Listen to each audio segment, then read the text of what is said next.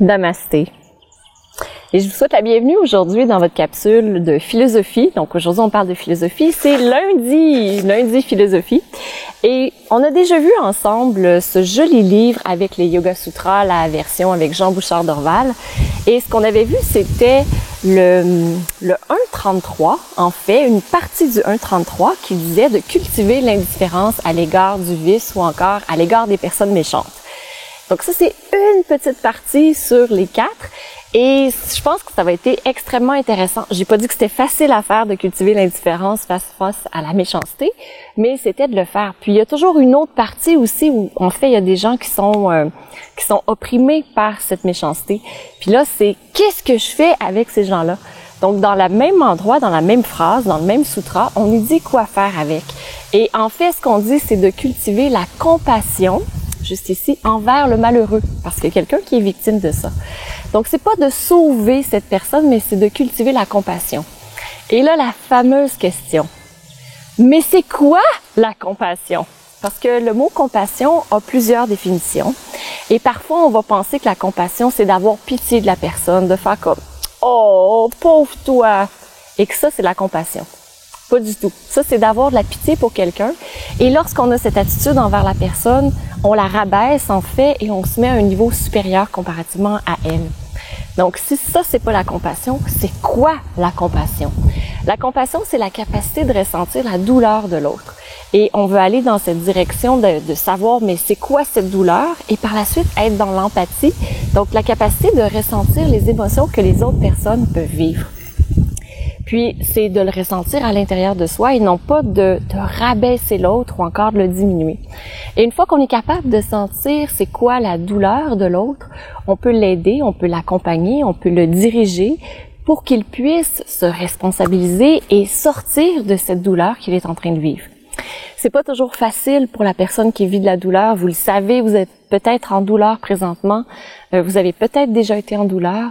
On a besoin d'une écoute attentive, mais on n'a pas besoin de quelqu'un qui fait les actions pour nous, qui va nous sauver. Sinon, on est dans ce fameux triangle infernal où on a un persécuteur, une victime et un sauveur et où tout le monde change de place. Je vous en ai parlé quelques fois. Je reviendrai pas sur le sujet tout de suite. Si vous voulez qu'on en parle, écrivez-le dans les commentaires. Je pourrais vous l'expliquer encore plus en détail. Mais lorsqu'on a la personne qui est dans la position de victime, qui est dans la position du malheur, parce qu'en fait, elle est soit victime de quelqu'un d'autre, victime de circonstances négatives, victime de quelque chose. Donc, comment faire pour l'aider à se responsabiliser? La première étape, de cultiver la compassion envers elle. Et souvent, c'est des choses qu'on a déjà vécues soi-même ou encore des émotions qu'on a déjà vécues soi-même. Et même si c'est pas parfaitement la même situation, c'est souvent quelque chose que soi-même on a vécu ou avec lequel on peut se relier. En fait, c'est de se reconnecter à son humanité. Donc aujourd'hui, ce que je voulais faire, c'est vraiment faire la différence entre c'est quoi la compassion, la pitié, ne pas aller dans cet état de pitié qui vraiment rabaisse autour de soi. Puis si vous avez été déjà dans cette situation où quelqu'un avait pitié de vous, comment vous vous sentiez? Écrivez-le dans les commentaires, je suis très curieuse de le lire. Donc voilà, aujourd'hui, c'était cette journée de philosophie et peut-être que c'est court, mais c'est extrêmement profond. Et si vous commencez à l'appliquer autour de vous, une personne à la fois, une situation à la fois, et à l'appliquer par la suite, petit pas par petit pas, de plus en plus, vous allez pouvoir voir un très, très grand bénéfice à tout cela.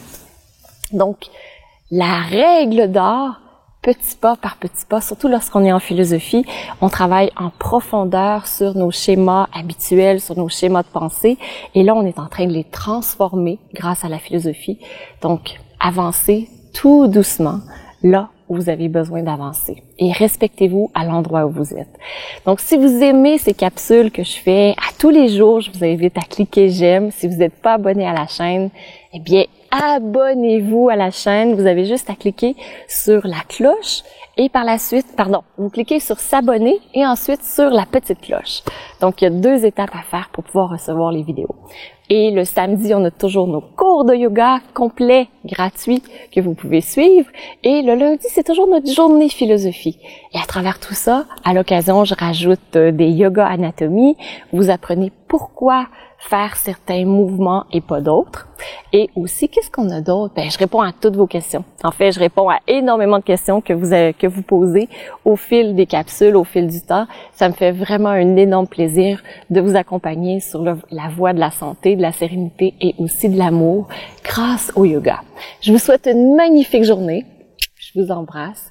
Et d'ici demain, je vous invite à observer ces moments où vous vivez dans la compassion et comment vous vous sentez. Namasté.